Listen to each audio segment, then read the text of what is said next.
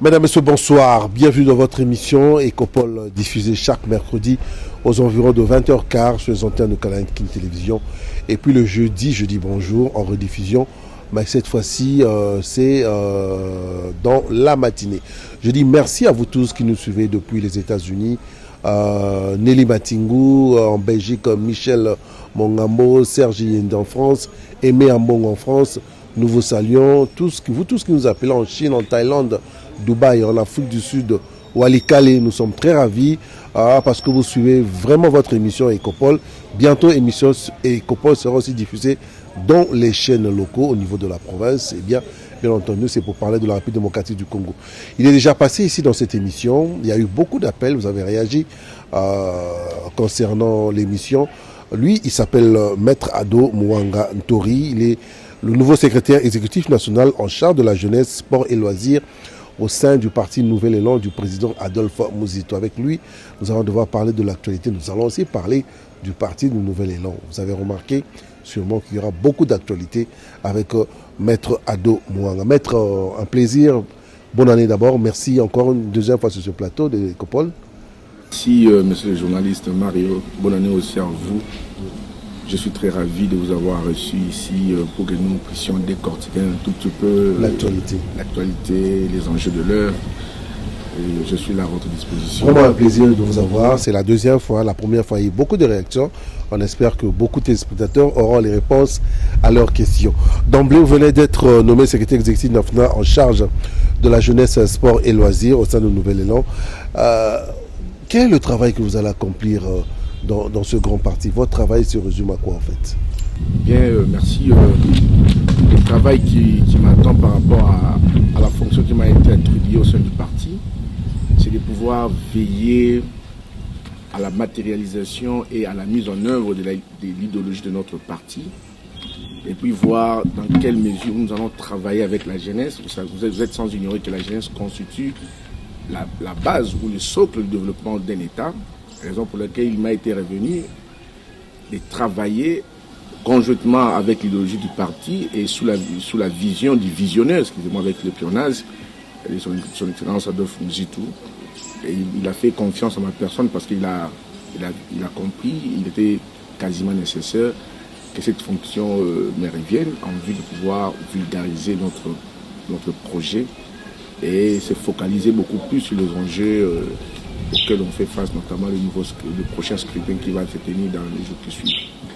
Vous êtes en charge de la jeunesse. Aujourd'hui, la population congolaise, c'est plus de 60% des jeunes. Vous êtes conscient de ce grand travail. Il faut leur donner des idées assez positives, en même temps qu'ils gardent les idéaux du parti. C'est pas facile. Vous êtes conscient du travail qu'on vous a donné? Certainement, je dois en être conscient. Ce n'est pas une tâche facile, c'est une lourde charge. Et aussi de vouloir redynamiser cette population congolaise en général, y compris celle de la Tchangou en particulier. Veiller à redynamiser ces secteurs, aussi travailler conjointement avec une vision, bien sûr, ou alors une perspective d'avenir. Je suis en train de projeter, de pouvoir travailler et faire à soi un bon entrepreneuriat.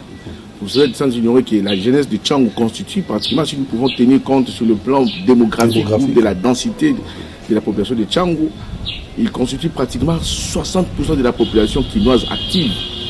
Alors, raison pour laquelle moi qui en suis ressortissant, et étant donné que je suis le leur, il m'a été convié de bien vouloir travailler pour que Tchangou aspire aussi au développement. Vous êtes sans ignorer ce que nous voyons au jour d'aujourd'hui, ce qui nous a été amené par les gens des FCC. Si nous pouvons jeter un petit coup d'œil sur la grande avenue ou les grands acteurs renommés Kimbuta, c'est de la fouteuse. Nous allons revenir sur votre base naturelle à Tchangou. En fait, il y a une autre question qui me taraude dans l'esprit. Vous êtes juriste, vous êtes un avocat. Qu'est-ce que vous venez chercher en politique? L'argent, la reconnaissance? Parce qu'apparemment, vous êtes quand même assez posé dans l'actualité. Pourquoi vous êtes venu en politique? Qu'est-ce que vous venez chercher en politique? Merci. je pense que cette question ne pouvait même pas être décortiquée dans ton plateau, d'autant plus que ça, c'est de pouvoir essayer de fleurer un tout petit peu ma vie privée, ce qui n'a pas été le cas. J'aurais souhaité que nous restions vraiment dans l'actualité. Mais ceux qui sont avec moi, ils savent bel et bien comment je suis, comment je vis. Donc la politique ne pourrait jamais me faire tiquer de pouvoir y entrer pour s'enrichir ou pour pouvoir se faire visualiser.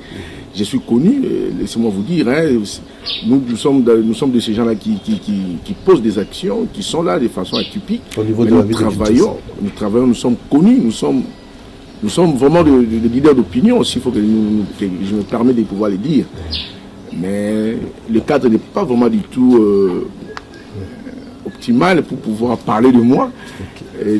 Donc vous êtes en politique pas pour l'argent en tout cas? Jamais, pas du tout. Si c'était pour l'argent, je n'aurais pas pu rester là où j'étais, parce que ce que je fais, Dieu me bénit.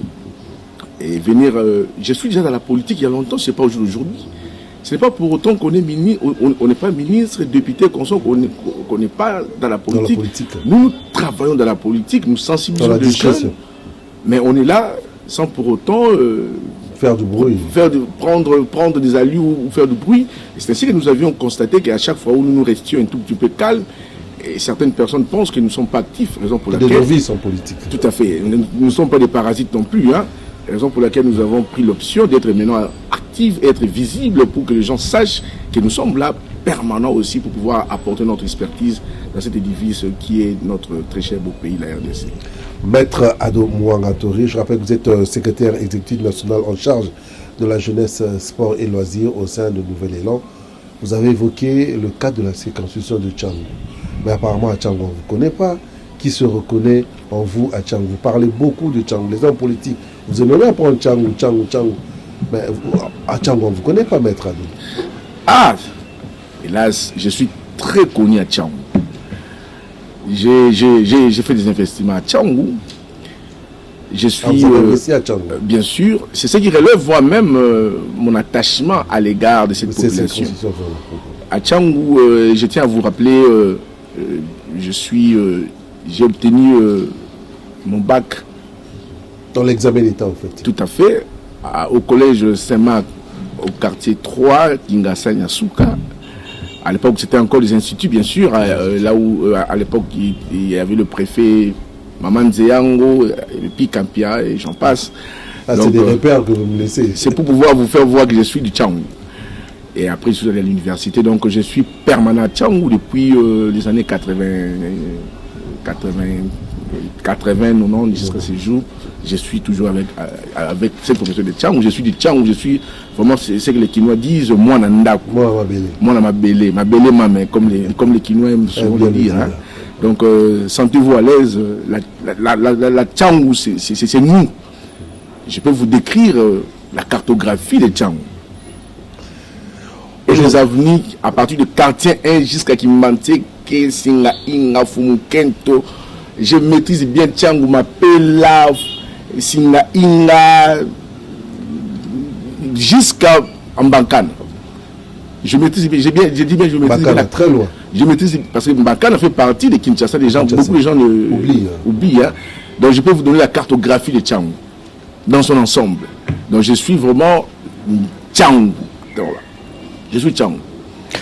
Maître Ado, au niveau de l'Assemblée nationale, c'est aussi l'actualité. Le Premier ministre, l'ancien Premier ministre, Ilo Kamba, vient d'être destitué au niveau de l'Assemblée nationale. On imagine bientôt il y aura un nouveau gouvernement. Ma question aura pratiquement deux volets. Est-ce que les populations peuvent espérer un avenir meilleur? Parce que bientôt il y aura un gouvernement. Il faut dire que pendant ces 2 ans, il y a eu une léthargie terrible. Et puis, la procédure était-elle respectée? Parce que physiquement, il n'était pas là. C'était normal cette procédure? Bon, je voudrais rester scientifique quant à ce. Vous savez, par rapport à ce qui se passe à l'Assemblée nationale, étant donné que je suis chercheur, j'ai eu à approfondir un peu mes analyses. J'ai pu ressortir 4 arguments quant à ce. Quatre arguments. Et le premier, c'est celui de la compétence dévolue à cette chambre. Et vous êtes sans ignorer que le bureau d'âge n'a une seule tâche qui lui est dévolue, de pouvoir organiser des élections du bureau définitif en vue de son installation. Alors, conformément aussi en droit administratif, il est sans ignorer que la compétence est d'attribution. Alors, de lors, nous constatons un bureau d'âge qui est un bureau provisoire, parce qu'un bureau, s'il y a le provisoire, il y a le définitif. Un bureau provisoire. Faut-il relever la première problématique? Est-ce que le gouvernement peut être investi devant le bureau provisoire ou le bureau d'âge? Là, ce sont des questions. Tout à fait. Non, nous disons non. Au regard du principe de l'acte contraire, les compétences et l'attribution, je vais l'évoquer tout à l'heure, il aurait fallu que le gouvernement soit destitué devant le bureau compétent devant lequel il avait prêté, il a été investi. Alors la deuxième question, faut-il faire le coup de force? Est-ce qu'il y avait l'urgence? Est-ce qu'il y avait péril en demeure? Je ne pense pas. Pourquoi? Mais la population attend. La situation est tellement critique. Moi, je ne vous apprends rien. Tous les secteurs de l'économie sont rouges, vraiment rouges. Il y a une urgence. Mais justement, lorsque nous avions évoqué le plan de sortie de la crise initié par le président démocratiquement élu Martin Fayulu, personne ne l'a cru. Aujourd'hui, où nous en sommes, avec cette allure des coups de force, où permettez-moi de le dire, cette constitution qui est violée, et je pense même la constitution a été déjà engrossée. Hein. Voyez-vous un enfant qui est assorti d'une conséquence de viol, c'est un enfant qui sera dans une situation de crise, de psychose, de frustration qu'on sort. Donc nous ne pouvons pas cautionner de pareilles bêtises.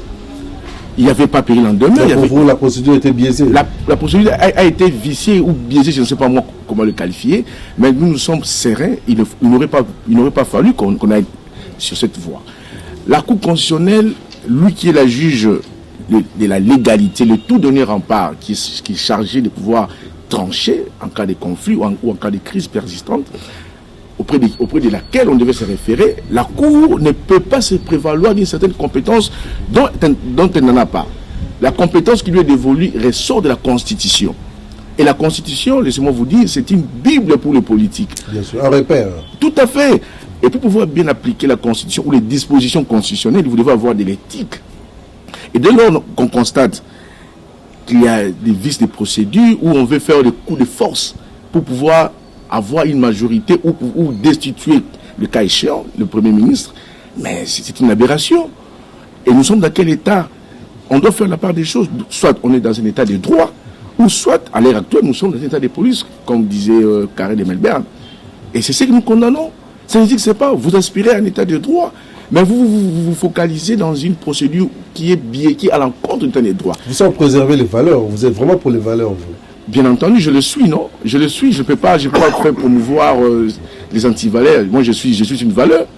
Je suis une valeur, je n'ai jamais été agent, quel sais-je encore, au sein du gouvernement ou dans une entreprise, dans des entreprises publiques. Qui vous inspire en politique? Qui vous admirez? Les modèles, que ce soit ici, à l'étranger? Et moi, j'admire les gens qui sont sereins, qui travaillent en toute orthodoxie. Les gens au travers lesquels on peut s'inspirer de valeurs.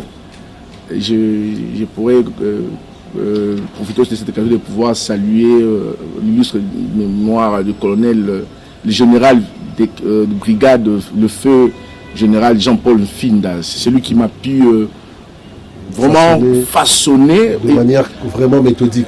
Je suis vraiment dans une orthodoxie. Hein. Imaginez-vous, moi qui suis civil, j'ai été encadré par un général de corps d'armée. Il était, père son âme, le chef des instituts militaires de la RDC sur le plan national. Et ceux qui le connaissent le savent en qui je fais allusion. Général Finda. Mais je vous dis une personne que vous ne pouvez même pas comprendre. Et c'est lui qui m'a appris le respect de la parole et le respect de l'heure comme le vecteur qui peut aspirer au développement. Très important. Donc il est quasiment dérisoire de constater ce genre d'histoire. Alors, si nous voulons parler du gouvernement comme vous êtes en train d'évoquer, le gouvernement qui serait formé par l'Union sacrée. L'espoir peut-être pour les populations. Mais mon frère, d'abord je tiens à vous rappeler que l'Union sacrée, c'est une structure sans issue. Hein. C'est comme a été qualifié comme FCC, le fameux FCC, de M. Kabila. Illustre mémoire, qui vient d'être enterré. Mais c'est un FCC élargi. C'est-à-dire la fameuse union sacrée, c'est le fameux FCC élargi qui ne produira rien de bon comme résultat. Ça, je vous le dis. Nous l'avons dit aujourd'hui, nous avons fait pratiquement 4 mois, nous tournons vers 5e mois. Depuis, on a évoqué la fameuse consultation de toutes les couches nationales ou des forces vives, si vous voulez Est-ce que pour vous, c'était une mauvaise idée de faire appel aux populations, aux hommes, à toutes les couches de la population? C'est aussi une façon de, comment je vais dire, d'apporter la paix, d'écouter tout le monde pour essayer d'aller de l'avant. La vraie paix découle de la légitimité du peuple. Des fois, on oublie. Tout ce que nous avons, c'est la résultante des résultats calamiteux des élections de 2018. Tout ce que nous subissons, c'est la résultante de tout ce qui a été comme des effets négatifs lors de la proclamation des élections. On a volé la volonté du peuple. Et c'est ainsi que nous souhaitons et que nous sommes en train de nous fixer dans une logique où il doit y avoir la réforme institutionnelle. Qu'on ait la CENI crédible et qu'on respecte la volonté du peuple, qu'on aille aux élections anticipées pour que nous puissions élire les vrais animateurs qui pourront prétendre que le Congo puisse décoller. Sans cela, nous allons stagner. Là, vous me rappelez quelque chose. Vous êtes un homme de droit, un juriste, un avocat. Mais beaucoup de gens disent qu'aujourd'hui, si le Congo est ce qu'il est aujourd'hui, c'est aussi à cause de vous. Vous n'avez pas su appliquer les lois, vous avez mal interprété. Je ne parle pas de la personne de Maître Addo, mais en général, c'est vous qui êtes à la base. Aujourd'hui, même au niveau de la Cour constitutionnelle, il y a à boire et à manger. Il y a beaucoup de gens qui tirent les draps de leur côté.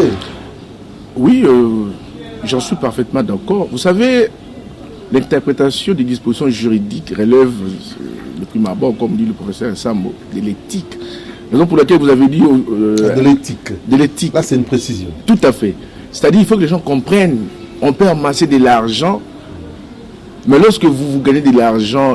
la moralité... issu des pots de vin, de la corruption, vous ne ferez rien. Et il faut réfléchir. Bon, parce que Dieu est amour. Hein, raison pour laquelle nous avons pris cette lourde tâche en main. Vous ne ferez rien. Nous condamnons le système. Nous sommes dans le système kabiliste. Sous une autre forme. C'est ce que je vous ai dit, que nous sommes l'union sacrée, c'est une structure sans issue. On fait le forcing. Et quand on fait le forcing, c'est pour aboutir à quoi? Est-ce que si vous avez le plein pouvoir avec vous, aurez-vous pensé à réfléchir dans des forcings? Ce sont des pratiques auxquelles nous ne pouvons jamais faire prévaloir que le pays pourrait décoller. Non, pas du tout. C'est ainsi que nous condamnons ces genres de démarches. Nous nous sommes dit, il faudrait qu'on respecte le respect du peuple. Moi, je suis de cet avis, de cette école d'Abraham Lincoln, où je constate, à mon avis, que la vraie démocratie doit se matérialiser, non seulement sur le respect de la parole, mais sur l'alternance démocratique, qu'on respecte la volonté du peuple. On peut être président des républiques, on vit mieux, on peut être député, on vit mieux, on peut être un simple monsieur, on vit mieux, mais il faudrait que nous soyons dans une classe politique où les valeurs priment et non la médiocrité. Je suis désolé. L'actualité, c'est aussi ce dossier de Goïmou qui continue à défrayer les chroniques par les propos.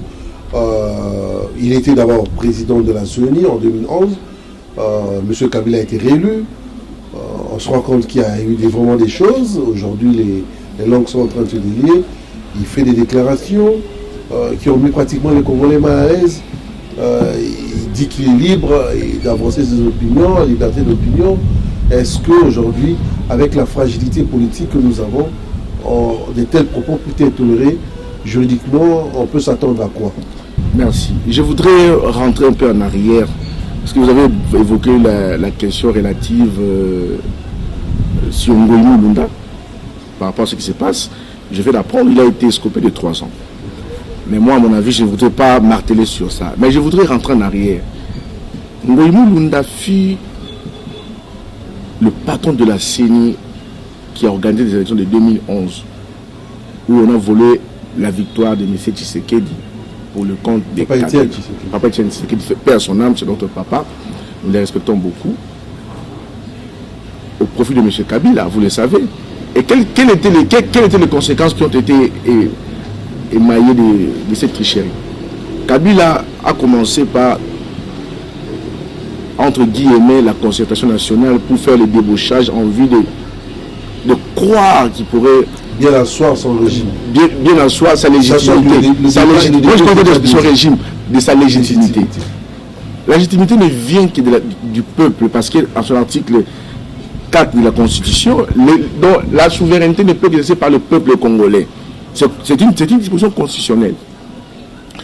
Alors, de lors, Kabila a osé de pouvoir ouvrir les champs pour ramener les mécontents ou pouvoir débaucher les gens vers la concertation. Nous l'avons vu. Quel était le sort? Il n'y avait rien de grave qui a apporté au profit du peuple. On travaille pour l'intérêt du peuple. Lorsqu'on veut bien travailler dans la politique, on veut être en politique, vous devez d'abord prendre comme initiative en y allant, c'est pour l'intérêt du peuple. Donc fait partie de votre famille. Hein? Et lorsqu'on parle de la famille, ce n'est pas les gens avec lesquels vous êtes assortis d'un même père, d'une même mère. Et c'est la famille élargie. Et d'ailleurs, nous sommes tous un seul peuple, au nom de la consolidation nationale et de la cohésion. Kabila, après la concertation, il est allé créer encore une structure pour pouvoir tenter encore une seconde fois le dialogue. Tout ça à cause de l'erreur de 2011. Mais l'erreur de 2011 qui a fait engendrer des répercussions. Toutes les répercussions émanent de la tricherie de 2011. Et nous étions où avec le dialogue? Nous sommes allés sous l'égide ou la médiation d'Eden Kodjo. Il n'y avait aucune solution. Nous avons fustigé tout ce qui a été préparé ou alors tout ce qui a été mis en œuvre sous l'égide d'Eden Kodjo. Eh bien, on va maintenant faire appel à la médiation ou alors aux bonnes offices des évêques de la Senko. Tout ça, c'était pour faire quoi? Vous savez, le même cause ne provoque les mêmes effets. Et avec cette démarche qui a été prise par M. Chilombo, mais nous rentrons toujours dans la case de départ. Et les mêmes causes produisent les mêmes effets. Ça, c'est vraiment un syllogisme le plus évident. Donc nous ne pouvons pas nous attendre à un développement, nous ne pouvons pas nous attendre à un changement, d'autant plus que le même système demeure. C'est comme disait Yamungulu Diaka. C'est-à-dire qu'on a changé seulement le chauffeur, mais le véhicule demeure le même. Un véhicule qui est en panne, vous ne pouvez pas vous attendre à parcourir avec de longues distances, pas du tout. Là, vous revenez pratiquement, vous avez analysé les répercussions dues à la mauvaise chance de la CENI. Mais moi, je voulais que s'il y a moyen de réfléchir aussi sur les propos de M. Ngoï. Tout à fait. Moi, je ne voudrais pas vraiment, c'est ce que je disais depuis ma bord. Insister sur... Ngoï Mulunda, heureusement, il a été déjà escopé et ça lui reste maintenant le devoir légal, notamment l'appel ou le pouvoir en cassation, les cas échéants. Mais je souhaiterais que nous puissions nous baser sur des valeurs patriotiques. Hein. C'est-à-dire, hormis cela, en dehors de tout ce qui pourrait être dit, nous devons rester dans un discours républicain basé sur le patriotisme, sur la consolidation et l'union. C'est alors que nous pouvons aller de l'avant. Nous ne pouvons pas nous permettre de pouvoir donner ou alors faire des incitations à la haine ou aux guerres tribales. C'est pour aboutir à quoi?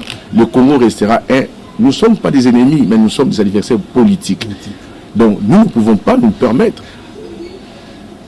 de prononcer des discours allant dans un sens du soulèvement ou prononcer des discours allant dans un sens de chercher à faire des sécessions ou qu'on sort. Le Congo reste un. Je dirais que personne n'a été responsable de ses origines. C'est Dieu qui a voulu que nous naissions ici en RDC et nous avons le devoir de protéger notre pays dans son intégrité. Vous parlez beaucoup de Dieu, vous êtes croyant, vous n'êtes pas athée Mais apparemment ici au Congo, on donne l'impression que ceux qui sont dans la politique sont des athées ou des apostats. Non, pas du tout. Et d'ailleurs, il est souhaitable que les justes gouvernent, comme ça les peuples seront dans la joie. C'est comme dit la Bible. Moi, je suis chrétien, croyant, pratiquant, actif. Il y a une dame qui m'a écrit, Copol, M. Mario, nous recevons beaucoup depuis Brazzaville. Mais il s'avère qu'il y a un souci. Vous parlez plus politique, le quotidien des populations, vous parlez très peu des solutions. Elle évoque des problèmes scolaires au niveau de Brazzaville, il y en a, de Brazzaville, au niveau de Kinshasa, avec la gestion du Covid. J'imagine que vous êtes parents. Aujourd'hui, les enfants sont pratiquement à la maison. Il faut trouver des pistes de solutions. Vous avez des idées à proposer en rapport avec ces problèmes scolaires des enfants? Bon, vous savez, nous sommes dans un cas exceptionnel lié à cette péripétie pandémique de la Covid. Mais il est question de réfléchir en toute rationalité. Vous voyez, aujourd'hui, nous sommes sous le couvre-feu. Le couvre-feu relève d'une mesure exceptionnelle. Exceptionnel. Alors, qu'est-ce qui se passe pendant le couvre-feu pour prétendre de casser cette ligne de contamination de cette maladie ou de ces virus? Parce que c'est un virus. Rien du tout. Nous voyons les gens remplir des bars. Vous comprenez? Alors pourquoi il n'est pas aussi instaurer ce système au sein de l'école pour que les enfants étudient calmement? Ou alors, au besoin, dans des écoles où il n'y a pas l'alternance, où il n'y a pas l'alternative, ou l'alternance plutôt, qu'on diminue le nombre des élèves et que les uns étudient des avant-midi, les autres des après-midi en respectant les mesures de distanciation sociale, notamment. Je vous donne les chiffres, c'est pratiquement 25 millions d'élèves à travers la République. Est-ce que c'est faisable, 25 millions, de les gérer? C'est pas si facile aussi. Mais les 25 millions... Il faut aussi les protéger, bien sûr. Le 25 millions constitue le quart de la population. Vous voyez? Alors, si nous allons sacrifier le quart et alors les 3 quarts, donc je présume que les 3 quarts pourraient beaucoup plus devaient beaucoup plus assujettis à une forte contamination. Mais pour se prétendre dans une procédure allant dans le sens de la cassure de cette chaîne de la contamination, alors il faudrait maintenant voir quelles sont les mesures qu'on doit mettre sur pied pour créer un équilibre. Ce n'est pas nécessairement de sacrifier les enfants, non. Mais la contamination n'est pas nécessairement par l'entremise des enfants. La contamination, il faut d'abord l'identifier. C'est par la salive. Alors, si les enfants portent le masque, je ne pense pas qu'il y aurait pu dû avoir de contamination de grandes échelles. Réouvrir les écoles. Je pense que ce serait beaucoup plus mieux parce que le couvre-feu qui a été pris comme une mesure d'interdiction pour prétendre de lutter contre la contamination n'est pas vraiment respecté parce qu'avant 21h, mais est-ce que les gens vivent dans une mesure où ils évitent la contamination? Si oui, mais pourquoi ne pas mettre aussi les enfants face à cette contrainte de pouvoir se protéger face à cette contamination? Ça serait beaucoup plus mieux.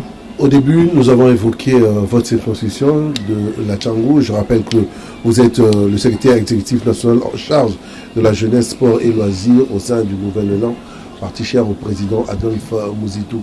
Les problèmes de votre circonscription à Tchangou, il y en a plein. Vous avez évoqué des problèmes, il y a beaucoup de bistrots alors qu'on n'est pas d'accord. Quels sont les problèmes? Il n'y a pas tellement des hôpitaux là-bas. Les problèmes, c'est les routes aussi. Tout à fait. Ces problèmes, c'est ici que nous nous sommes dit de pouvoir nous impliquer pour relever un peu cette population, pour relever un peu cette circonscription, d'autant plus que beaucoup de politiques en ont fait leur gagne-pain. Tchangou. Et ils sont là, ils ne font rien. C'est ainsi que nous nous sommes dit, c'est à nous qui sommes des vrais Tchangouais, s'il faut que je le dise, excusez-moi un peu ces faux caps, de pouvoir s'impliquer. Un véritable Banamabélé. De pouvoir s'y impliquer, sinon nous resterons toujours en dernier par rapport à d'autres circonscriptions. Qu'est-ce que vous dénoncez là-bas en fait? Je vais lancer des projets et très bientôt je vais vous réconvoquer encore pour pouvoir s'entretenir, pour faire voir les projets que nous sommes en train d'examiner pour le développement de la Tchangou. Et vous verrez vous-même que nous sommes focalisés dans une optique où nous aspirons vraiment avec l'aide du Seigneur que Tchangou va aller de l'avant. Et vous le saurez au moment opportun. Nouvel élan, l'année 2020, le bilan, comment ça a été? C'est vrai qu'il y avait la pandémie, mais est-ce qu'il y a eu des avancées? Il y a eu beaucoup de choses qui ont évolué? Oui, au sein de notre parti, il y a eu des avancées très significatives. Nous avons eu à implanter beaucoup de cellules et vous avez vu la structuration du parti. Mais par rapport au bilan, s'il faut que je puisse appeler la population de pouvoir s'y imprégner c'est recourir aux différents ateliers ou aux différents travail fourni par son Excellence Adolphe Mujito, le visionnaire du Congo, qui a pu déchiffrer la RDC. Vous savez, nous avons du mal à lire. Hein. Moi, à travers ces forums, oui, à travers ces forums, à travers l'université populaire qu'on a eu à l'empêcher de continuer son combat pour sensibiliser. Vous savez, nous sommes ceux-là qui estiment que la population doit être formée et informée. Vous comprenez? Alors, vraiment, il faudrait les lire scrupuleusement au travers de ces tribunes pour voir la vision qu'a notre visionnaire. Je ne sais pas s'ils en ont 2 ou 3. Ouais. Ça, c'est vraiment un visionnaire qui parle maintenant très peu, il a peur. Pourquoi il est devenu très discret? Qu'est-ce qui se passe? Il n'est pas discret, il parle. Récemment, il a été reçu par le représentant du secrétaire général de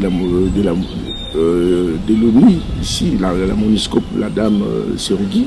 Vous ne l'avez pas suivi, je ne sais pas, moi, si j'étais empêché. Il est là, il est en train. Vous savez, parler, c'est bien beau, mais proposer des initiatives, c'est ce qui est beaucoup plus mieux. Nous pouvons parler, mais lorsque vous mettez sur pied de belles initiatives, de bonnes projections sur lesquelles les autres peuvent s'inspirer pour l'avancement de notre pays, c'est vraiment génial. Au lieu de pouvoir rester dans des paroles qui resteront un tout petit peu dans un sens mutisme, mais lui, il est beaucoup plus dans une action fascinante. Hein, vous comprenez? Donc nous sommes de cette école-là, et c'est ainsi que nous avons apporté notre choix sur cette personne pour dire, non, voilà, nous devons suivre de bonnes personnes qui ont de bonnes initiatives, et non des personnes qui veulent nous faire voir, ils sont des grands Manitou. Et c'est ainsi que vous voyez, beaucoup de gens ne veulent pas de lui, qui donnerait l'image d'être une main insidieuse. À chaque fois où il prend la parole, les gens s'agitent. Vous l'avez vu, sur les réseaux sociaux, il a été accusé, arrêté, machin. Mais il est là, il réfléchit. Vous êtes jeune, vous êtes en politique, ça fait déjà des années. D'autres personnes insistent sur le rajeunissement de la classe politique. Ils disent que oui, il y a trop de vieux. Vous êtes de cet avis et vous pensez que les jeunes aujourd'hui peuvent apporter une grande part de leur énergie dans la politique en République démocratique du Congo. Bon, cette question, je pourrais la décortiquer en 2 volets. Je ne suis pas complètement de cet avis que c'est l'âge qui peut mettre quelqu'un en dérive. Hein. Surtout que la plupart des jeunes sont au chômage. Hein. Non, ils estiment qu'en politique, c'est quand on vient, c'est peut-être pour ça. Je dis, ils estiment en fonction de la conception, de la et du message que les politiciens leur lancent aussi. Tout à fait. Vous savez, il est vraiment impérieux que les jeunes savent qu'eux aussi deviendront de vieux. Mais il ne faut pas aussi que les vieux oublient que la jeunesse existe et qu'il la relève du demain. Vous comprenez? C'est ainsi que nous nous disons, il faudrait que le vrai pouvoir soit l'émanation du peuple, ou la légitimité qui ne peut y attacher, que cela vienne du peuple. Pour que nous ayons des institutions fortes qui vont faire appel ou qui va mettre en œuvre une politique attractive, de pouvoir inciter les investisseurs à venir investir, parce que là nous allons nous estimer que nous sommes dans un terrain où le pouvoir juridique ou le pouvoir judiciaire est garanti.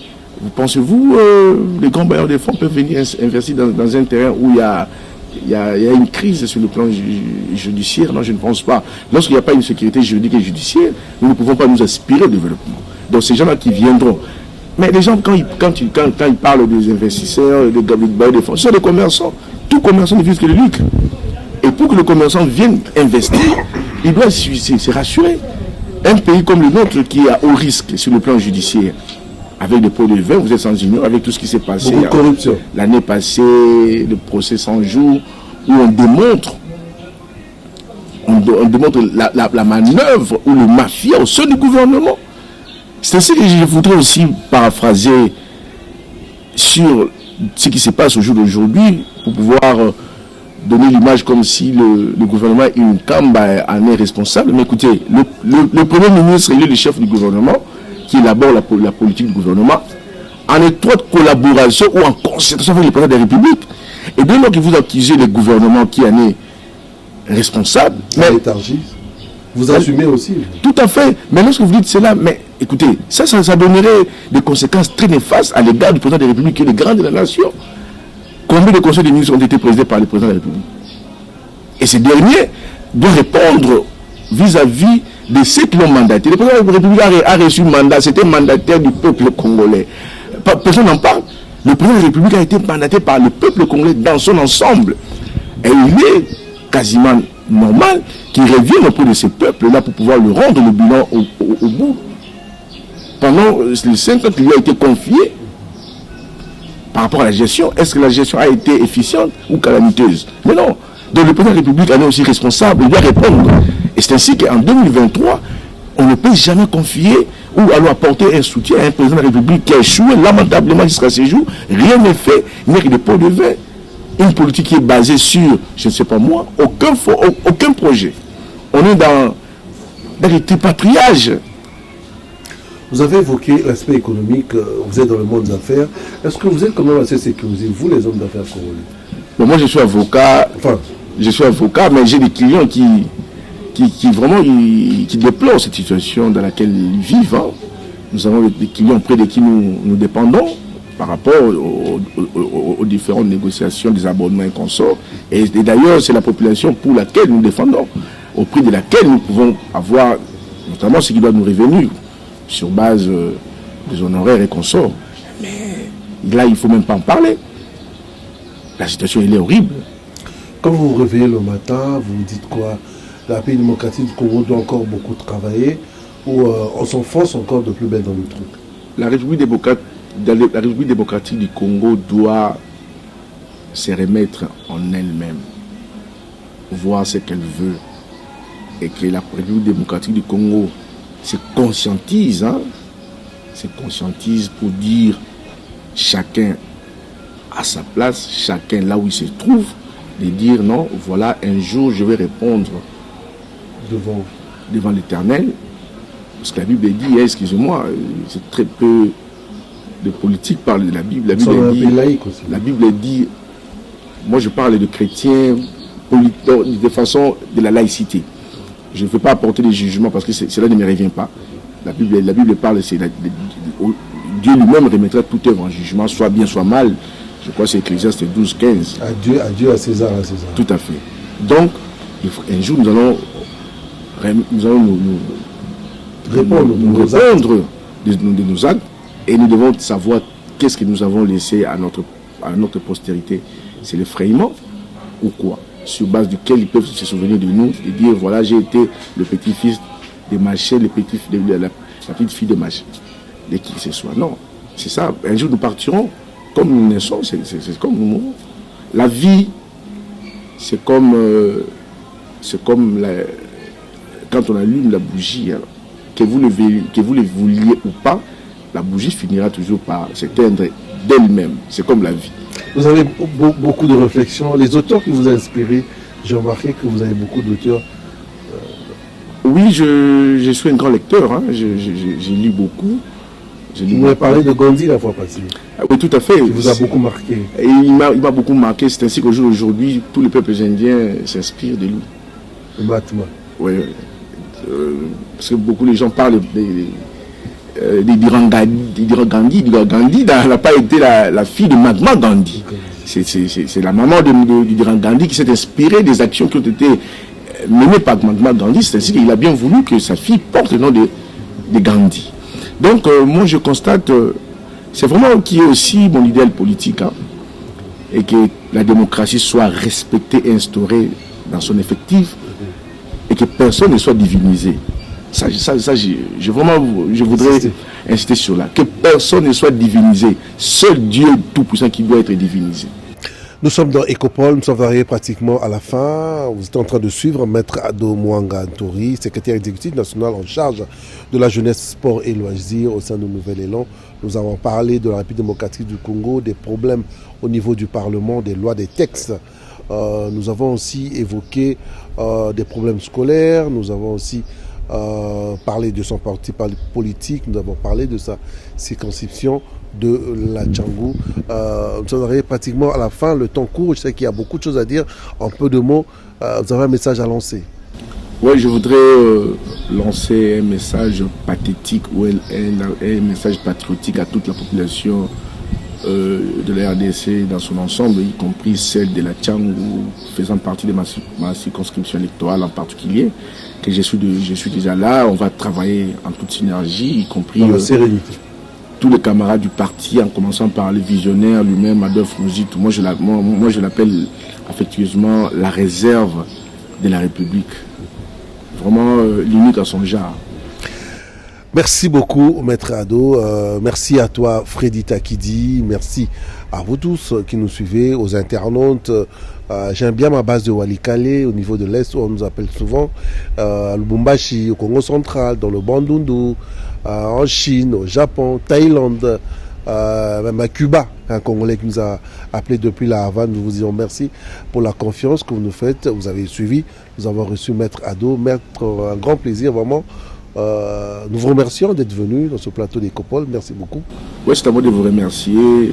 Et je souhaiterais que vous reveniez encore aux prochaines fois pour que nous puissions encore réveiller encore ces peuples pour lesquels nous sommes décidés de pouvoir les servir.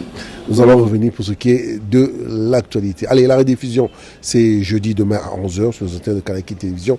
Mais l'émission continue sur YouTube, Canal King Télévision, Ecopol. Vous allez suivre tout ce qu'a dit Maître Ado. Allez, bye bye.